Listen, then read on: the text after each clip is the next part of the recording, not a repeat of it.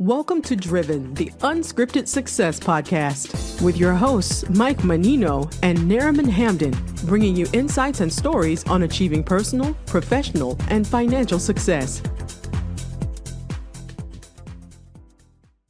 Hey guys, I'm Nariman Hamden, and this is Driven Unscripted Success podcast. I've got an awesome guest on today.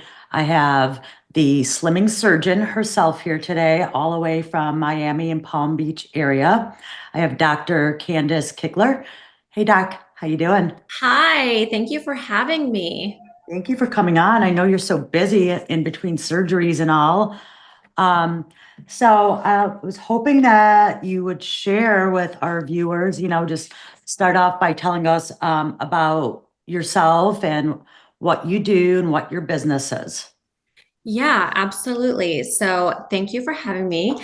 I am a cosmetic plastic surgeon based in South Florida. So my journey to get there is a little different than most. I'm originally from Alabama. I grew up on a farm, like in the country, literally had cows, chickens, like grew crops, all the things. I literally worked on the farm during the summers.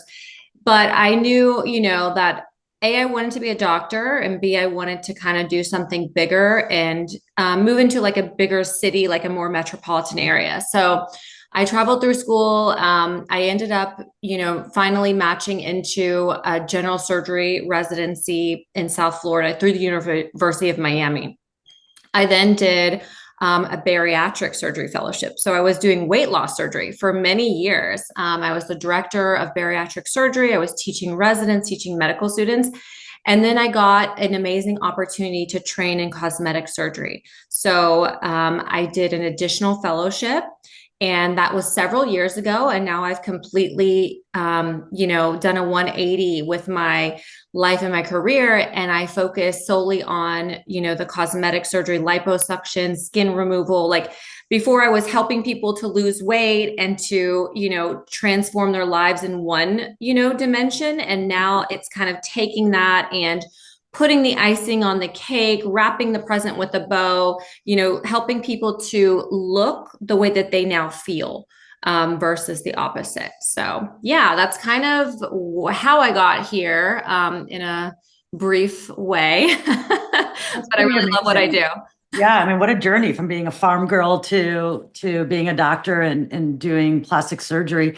And I mean, it's so cool that you started out with bariatric surgery, because I mean, they kind of go hand in hand. So you have these clients that were obese and that wanted help, so you help them in that. And then I'm sure the ones that do make it through it and actually do that lifestyle change, it's nice that they can come back to you to help them tighten up, all that hard work they did to lose that weight so they can get healthy, Exactly. And that's, many of my patients are actually people that I've helped either with surgical or medical weight loss in the past, that now they've lost all this weight and they have, hanging skin on their arms, on their tummy, on their thighs, wherever it may be, because, gravity, aging, our collagen and elastin diminish with age. So when you're young and you lose and gain weight, your skin can snap back, but it's not the same when you're older, when you're an adult. So there are little nips and tucks and tweaks that we can do to help you look better. And that's, where I kind of have transitioned my focus. Yeah, which is, I mean, people need that help. So yeah, it helps you feel better. So I'm all about it. Yeah. So let me ask you, how do you deal with taking risks? Like, is there a time when rolling the dice like really worked out for you? Yeah, I mean, honestly, doing the second fellowship, like I said, at the time I was the head of the bariatric department. I was the director. I was also leading a new medical weight loss clinic at the hospital. I was an attending surgeon for residents training to be surgeons and teaching medical students. I was speaking, all over the country. And this opportunity literally was a cold call. Like someone called me and said, "Hey, we want to train you in this. Are you interested?" And I told my husband about it, and he was like, "Babe, you're doing so well. Like, why would you why don't we just like give it some time? Like, why don't you think about it a little bit longer? But it was one of those things where it's like now or never. Right. And for me, a risk, I weigh the pros and cons as to, am I going to regret this if I don't do it or not? Right. And so for me, I tend to be a risk taker because I see a bigger picture and I feel like things fall on your plate for a reason. And I kind of jump on it. God. I I don't think mean, that's necessarily always going to work out for everyone if you took that approach. But I also really believe in your intuition and mhm. God and things happening for a reason. So, Yeah, I mean, I do it.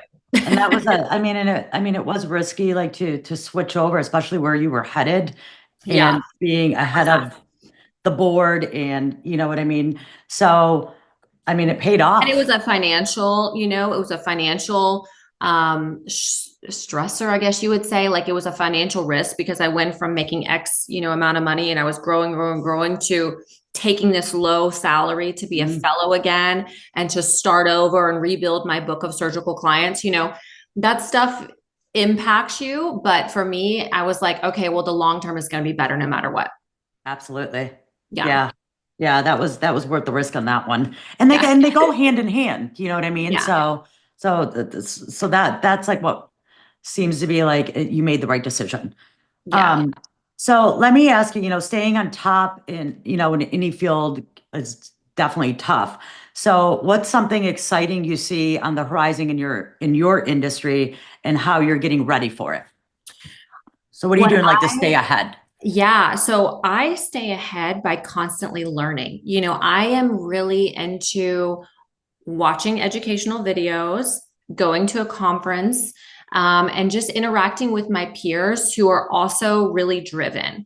You know, if someone tells you that you've learned enough or that, you're really amazing, you don't need to change anything about you, they're just lying and they're not go-getters.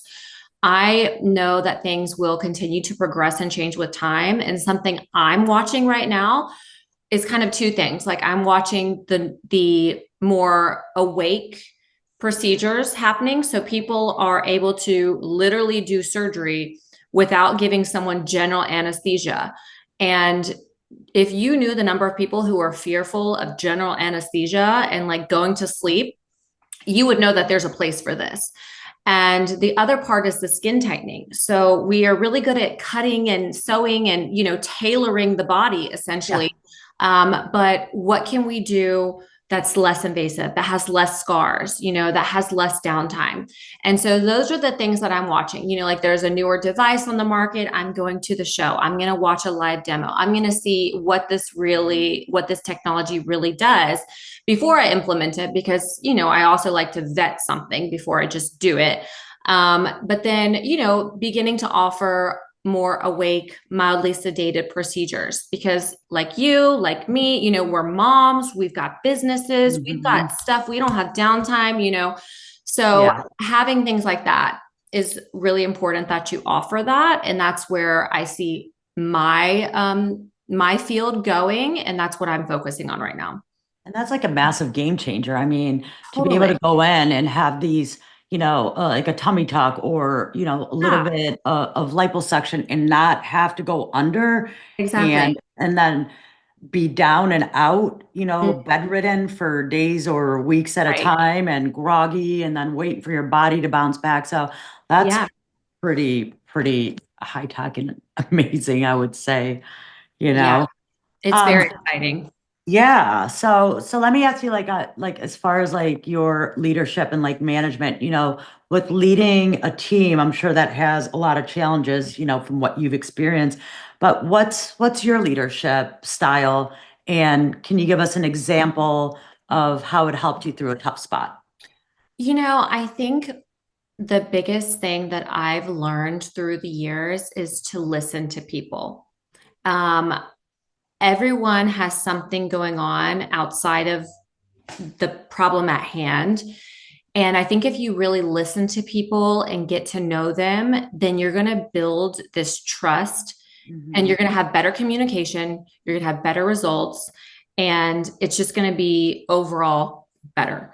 So for me, whether I'm guiding a team in the operating room or if I'm kind of helping instruct people with marketing or with business development or whatever it may be within my, office or my career, I try to focus on who's talking, who is on the team at this moment, how we can communicate effectively to get the job done, whatever that job may be. And just like having those innate people skills, which, not everybody has, unfortunately, I think has really helped me specifically.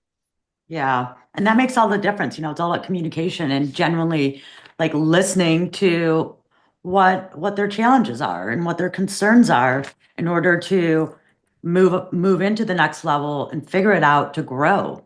Yeah. So well done on that. And then like, what do you do to encourage your team to think outside the box with bringing new ideas to the table? I mean, I follow you on social media, so I see your TikTok and your Instagram, and which is fun. Yeah.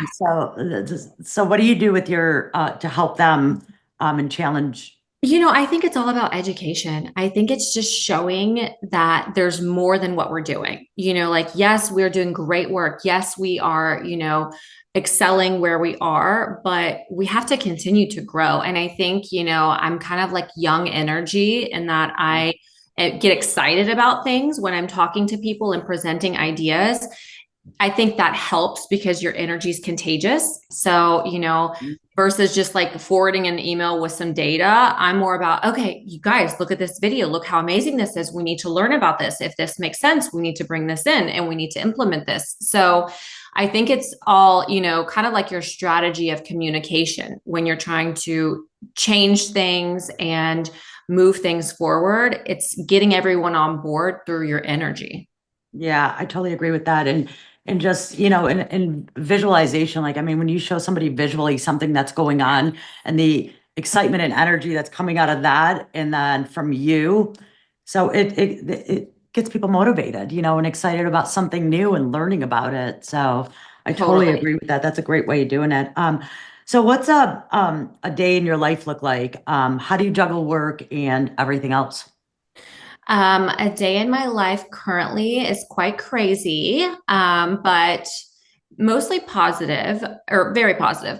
I am a wife and I have two boys. So, depending on where I'm working, because I work between Miami and Stewart right now, due to lots of reasons. But anyways, those are the two places where I work. So if I'm in Stewart, for example, which is a little closer to my home, I get up, I help with the kids, we have a little bit of playtime before I get ready for work, and then I'm out the door. Today I was able to even do drop off for my son. So like those moments I treasure because I know I can't do that every day. And I know I'm not room mom and all the other things. So Yeah. when I get to do drop off, I'm happy. And then Yeah, I head that's to, a big deal. So I it understand that. is. Yeah. Yeah. So then I head to my office and, it could be a day of consultations. It could be a day of surgery. It could be a day of injectables because I do that as well. Every day is really different. And I love that. My previous job, I was in one office, 9 to 5, kind of the same thing, monotonous. And it was like, I didn't have the same energy. Like when I'm going to different places and like interacting with lots of different people, I really thrive off of that. So my Miami days are a little bit different where I'll get up a little earlier. I won't see the kids before school because I take the train, but then I'm home and I try to do dinner and bedtime with them if it's that type of a day. And then, we schedule things, my husband and I date night, weekends and things like that. So I try to find balance. Like that's my goal is to have a little bit of balance. You're never going to have it every day. But life is hectic and I think you just have to keep moving. Yeah, I totally agree. And finding that balance any way you can, even if it's like you said, dropping off your kid here and there at school, to being able to do that. It's that little thing makes a big difference because it is happening, Yeah. and the kids see it, the husband sees it. And Yeah. so it works and keeps the family moving and growing and feeling loved, Yes, in the exactly. midst of all the chaos. Yeah, exactly. So Like today, I was well, like, Charlie, I'm sorry, baby, but I'm going to be gone to California for like 4 days. And he's like, it's okay, mommy, but I'll make sure I FaceTime while I'm gone. Like yeah. little things that you kind of have to do when you're a working mom. Right. It's controlled chaos. Yeah. So just juggling at all times. Right. Let me ask you this. Obviously it sounds like things are going really well in your business. And there's a lot of, um, Jesus, excuse me. There's a lot of, competition in the, the plastic surgery industry. Like, besides, making an income from there, are you looking towards the future and at how you can also create passive income? And do you have any things that you invest in with passive? Yeah, yeah, that's a great question. Like, I'll be completely transparent in that I always wish I was doing more and I had like other avenues of income. I'm working on a supplement line, which is coming out very soon. It should be launching end of this month.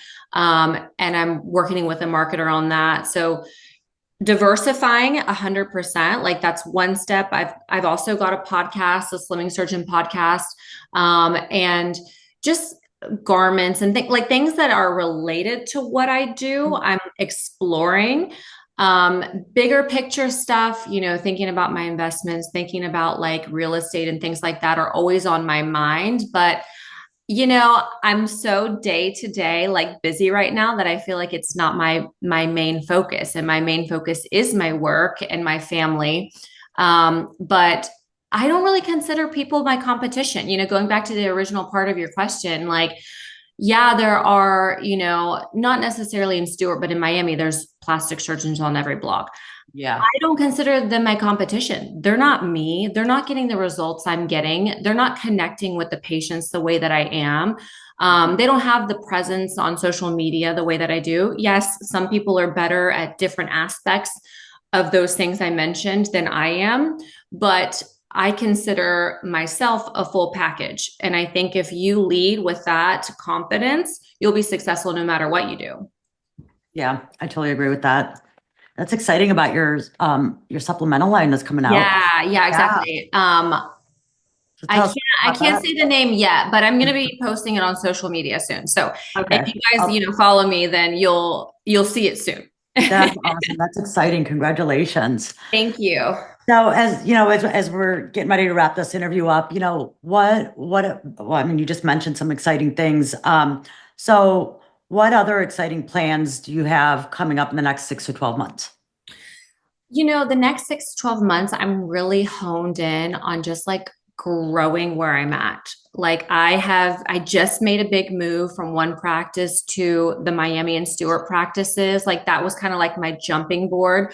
I'm really going to be focused on like bringing the best of cosmetic surgery to the places that I am, enhancing what we're doing, really getting good outcomes, and focusing also on like spreading awareness of what I'm doing. Like I've been a one woman show doing my own social media for like, I don't know, since 2016, so almost 10 years.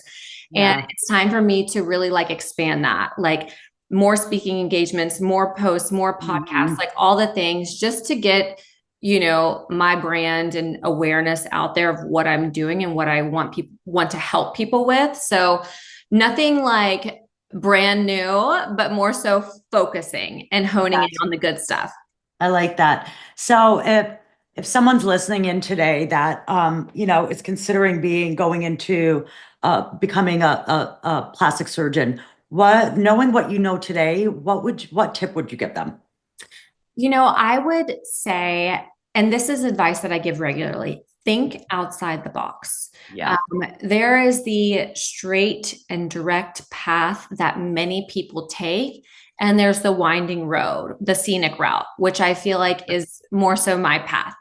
And I think if it's your calling and your goal to become a plastic surgeon, a cosmetic surgeon, whatever type of career you want, it may not be the way you thought it would be, but you'll eventually get there as long as you have the will and the determination and just keep moving forward. Well said. Well said. Well, thank you so much for coming on. And if anybody wants to get a hold of you, how do our viewers and listeners find you?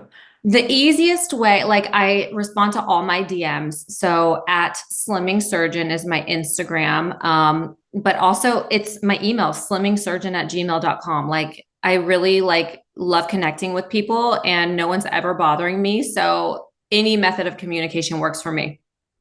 Awesome. Well, thanks for coming on today. And thanks guys for listening, and check out at Slimming Surgeon. She's on TikTok and Instagram, and you can obviously get a hold of her via email as well. But check out her stuff. She's great at what she does, and her videos are a lot of fun as well. Thanks, Ehrman. Guys.